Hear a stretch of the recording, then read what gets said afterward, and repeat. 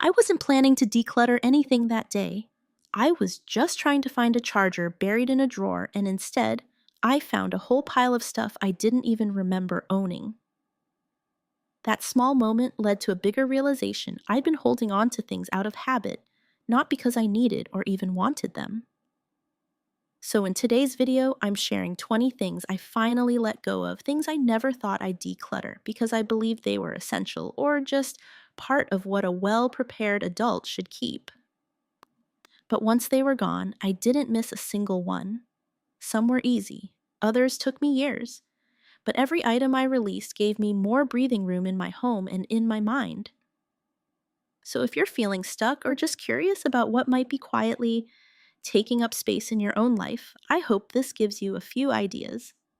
And of course, grab yourself something cozy to drink. Let's begin. I used to have a full set of wine glasses, red, white champagne flutes all lined up in the cupboard like I was one dinner party away from needing them. The truth, I don't even drink wine, but I kept them anyway. Because somewhere along the way, I picked up the idea that being a real adult meant having proper glassware, that hosting meant being ready just in case. Letting them go wasn't dramatic. It felt more like a quiet exhale, and suddenly I had a shelf I could actually use. Now, when I do offer someone a drink, I just use my everyday water glass. No one's ever minded. This wasn't really about the glasses. It was about letting go of who I thought I should be and creating space for who I actually am. If there are things in your kitchen you're only keeping out of obligation, it might be time to let them go. Item 2 is stuffed animals. Those soft, sweet things we often hold on to long after they've stopped being part of our lives. Maybe they came from a childhood bed, a gift basket, or a prize from a long ago fair. Some might still be tucked in the back of a closet, others packed away in boxes you haven't opened in years. It's easy to feel guilty about letting them go. They seem harmless, sentimental, and they even have faces. But if they're not being used, seen, or loved anymore, they've quietly become clutter. You're not being heartless by letting them go. You're being honest about what fits your life today. One gentle idea: if you have a child, niece, or friend's kid who would love a soft toy, consider passing one along. Or donate to a shelter or children's program. And if you want to remember them, a quick photo can keep the memory without keeping the mess. Not everything that meant something needs to be stored forever. Releasing it doesn't erase the feeling, it simply makes space for what matters now. Item 3 is old textbooks, the kind you keep after university because they were expensive or because you think you might need them someday. I kept mine for years. They sat on a shelf heavy and untouched, taking up space I could have used for something else. At first, it felt wrong to let them go. They represented hard work, long nights, and a chapter of my life I'd invested so much in. But the reality was, I never opened them again. Everything I needed, if I ever needed it, was online, more current, and easier to access. So I sold them while they were still useful to someone else, and it felt surprisingly freeing. That small decision cleared not just physical space, but also a lingering sense of obligation. I realized I was keeping those books out of guilt, as if getting rid of them meant I was letting go of what I'd learned. But knowledge doesn't live on paper. It lives in you. If your shelves are still holding on to an old version of you, it might be time to gently let it go and give yourself the space to grow into who you are now. Item 3 is that tangled pile of cords, random chargers, old USBs, and tech adapters that most of us keep just in case. I had a whole box of them. Some belonged to devices I no longer owned. Others were doubles or outdated or mystery cables I couldn't even identify, but still I held on to them. Because what if I needed one of them one day? Eventually, I realized I wasn't storing useful things. I was storing uncertainty. That whole box was just visual clutter, quietly reminding me of all the decisions I hadn't made or didn't want to. So I finally sat down, untangled it all, and kept only what I actually knew I used. The rest went in the recycling bin or to e-waste drop-off. Letting go of them wasn't just about the cables, it was about releasing the pressure to be ready for every possible future. If you've got a drawer full of tech odds and ends that make you feel more overwhelmed than prepared, maybe it's time to clear it out. You can always find a new charger later. What you can't get back is peace of mind. These tend to pile up quietly: cases from old phones you no longer use, scratched up screen protectors, or that extra case you didn't really like, but kept just in case. You think they're small, so they don't matter, but they take up space in drawers and quietly add to visual clutter. The truth is, once your device is gone, the accessories almost never get used again. And if you upgrade your phone, you'll probably want a new case anyway, not one that's been sitting in a drawer for 3 years. Letting these go is a small win that feels surprisingly satisfying. Bonus tip: check your cords and chargers too. You might be keeping 4 versions of the same cable just to be safe when one is all you really need. Item 4 is all the random extra pieces that come with appliances or furniture shelves. You never use trays, holders, or bags of tiny parts that came with the house. I used to keep all of them. Some were left by the previous owner, others came with the kitchen or bathroom setup. I didn't know what most of them were for, but I still kept them, not out of use, but out of hesitation. Eventually, I had to ask myself, am I ever going to use these? And the honest answer was no. They were just taking up space, reminding me of things I might need but never actually did. So I let them go. Letting go of those extras wasn't risky, it was a relief. I realized that owning a home doesn't mean keeping every possible part just in case. It means shaping the space to support how you live now, not how someone else used to live in it. And once I cleared those things out, the space finally started to feel like mine. Item 5 is old piercings, the kind you once loved but no longer feel like part of who you are. For a while, they might have felt expressive, exciting, or meaningful. But at some point, they stopped feeling like you. Letting go of them can feel surprising, especially if they once meant a lot. But it's okay to evolve.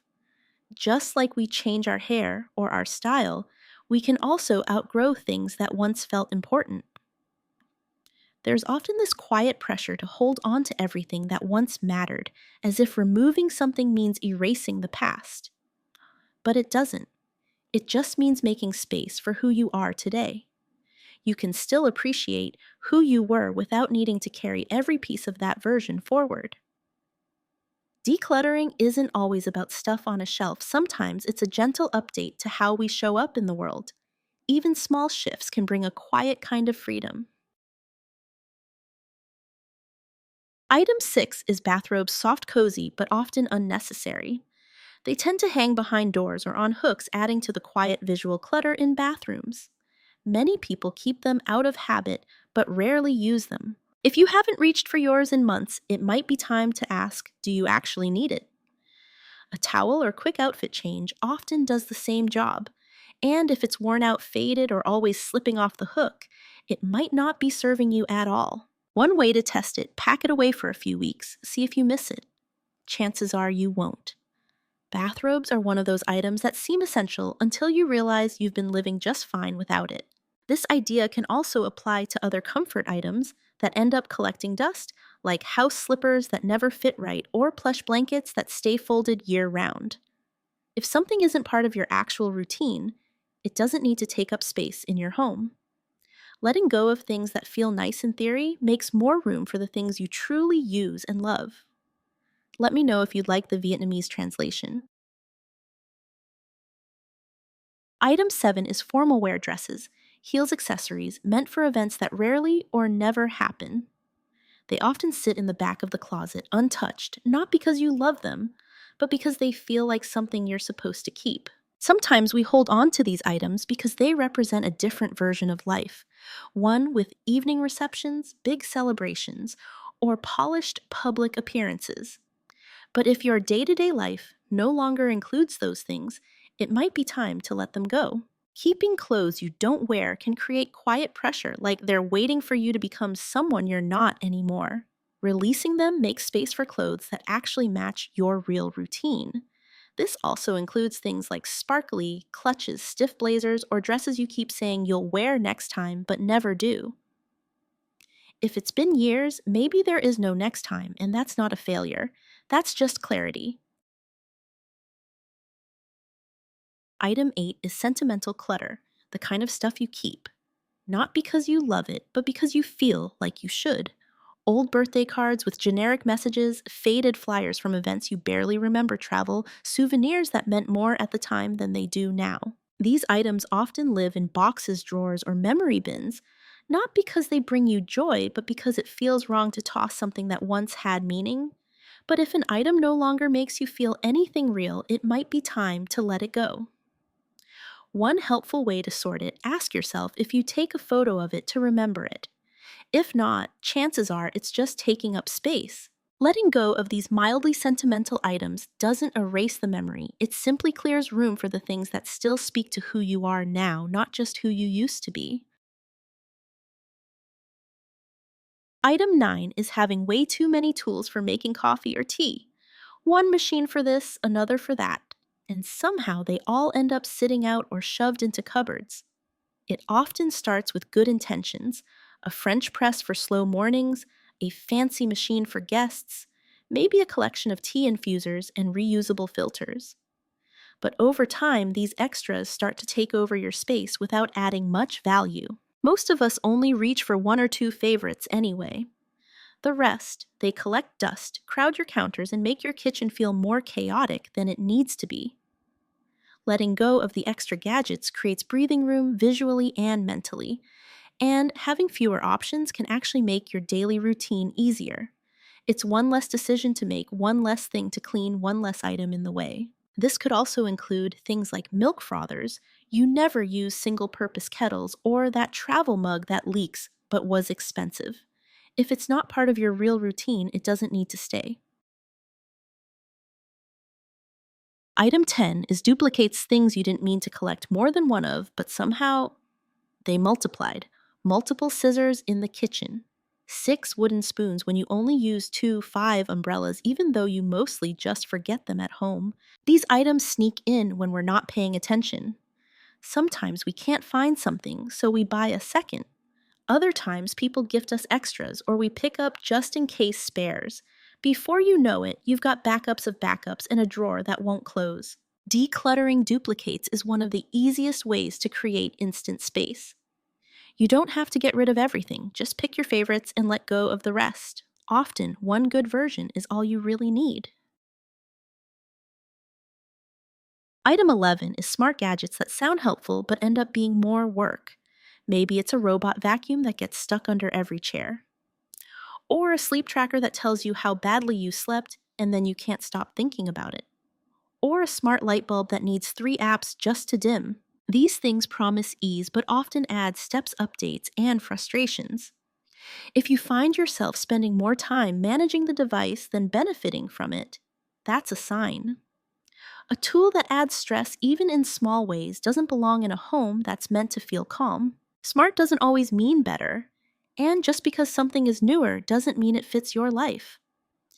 Sometimes the simplest tools, a broom, a wall, switch, and old school alarm clock, actually serve you better. The goal isn't to live without tech, it's to choose tools that truly support your daily life. If something feels like one more thing to babysit, it might not be worth the space it takes up. Letting go of smart things that overcomplicate simple tasks is one of the most satisfying declutters you can do. Item 12 is all those free things that slip into your home. Rubber bands from produce paper clips, plastic cutlery, sauce packets, or the stack of extra napkins from takeout. They feel harmless, but they pile up fast. Before long, you've got an overflowing junk drawer that's more stress than help. The truth is, you probably use your favorite tools and containers anyway. The rest sits there untouched. Clearing these out gives you instant space. And better yet, saying no thanks when you're offered extras like refusing chopsticks, sauce packets, or hotel pens keeps the clutter from sneaking back in. Freebies seem small, but they eat up space silently.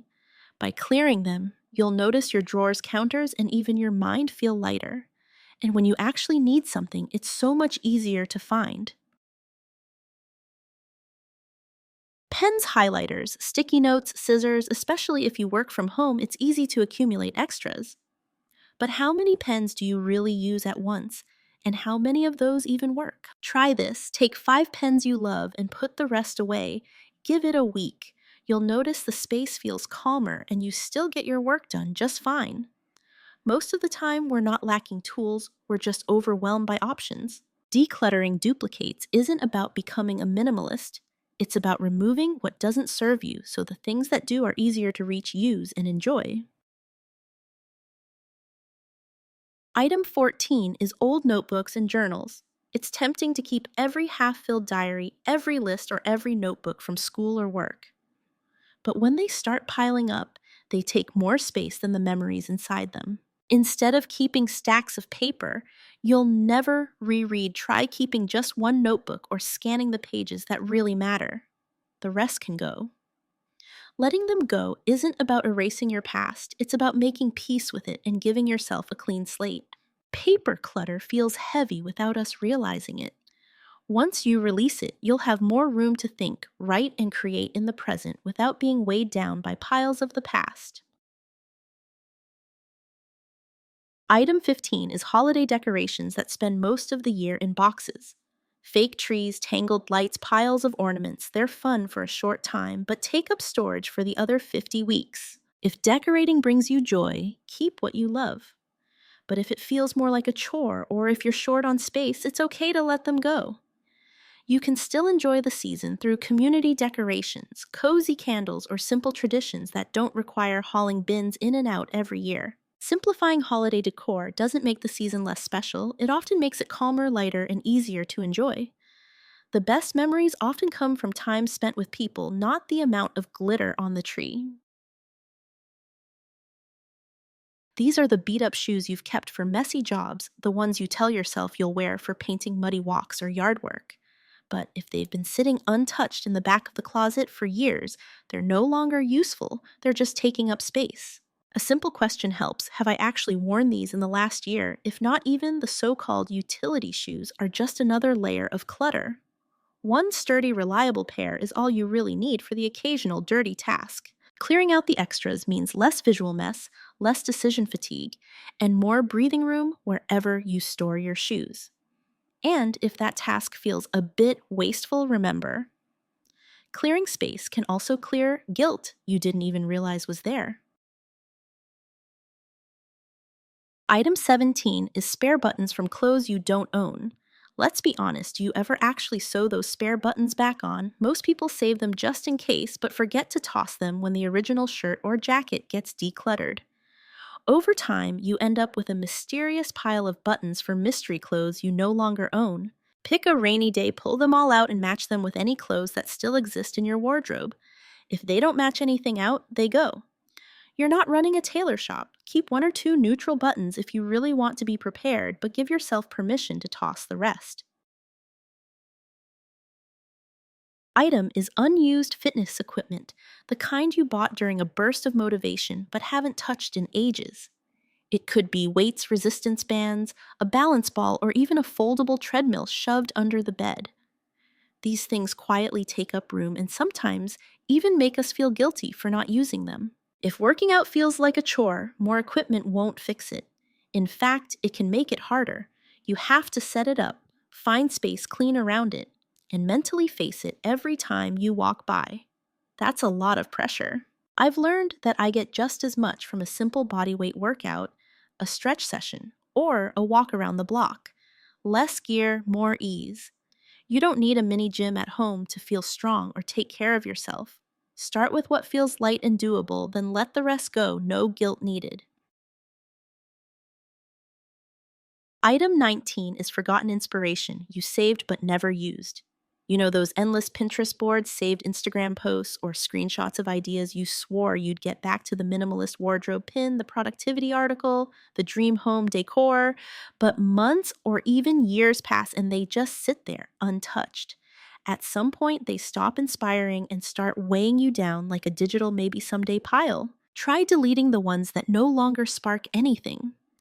Keep only the ideas you still genuinely want to try. You can even make a ritual of revisiting your saved items once a month if it doesn't excite you anymore. Let it go. A clean digital space feels just as refreshing as a clean room. Item 20 is all the stuff we bought for hobbies that never fully stuck. Maybe it's yarn for a sweater you never learned to knit, or calligraphy pens, a guitar, or baking tools for the sourdough phase that lasted a week. These items often represent a version of ourselves we wanted to be, and it's tender to let them go. But sometimes we hold on to those things not because we'll use them, but because we feel like we should. Like letting them go means we failed. But that's not true. Life shifts, interests change. It's okay to outgrow something. Letting go of old hobby items isn't giving up. It's freeing yourself from a silent pressure that lingers in drawers and closets. It's making room for new things you actually love today. You can honor the past version of you and still say, that chapter's closed. That's not wasteful, that's growth. That was my list of 20 things I let go of, and honestly, I haven't missed any of them. Some decisions were easy, others took time. But each one made my space and life feel more open, more calm, and more in tune with what I actually value. The biggest lesson: you're allowed to grow. Your home doesn't need to reflect what's expected, it should reflect you. You can let go of things that no longer fit the life you're living, even if they once mattered. Thanks so much for watching. I hope this gave you ideas or inspiration to make space for what truly matters. If you enjoyed the video, feel free to like, share, or leave a comment with something you've recently decluttered. I'd love to hear about it. See you next time.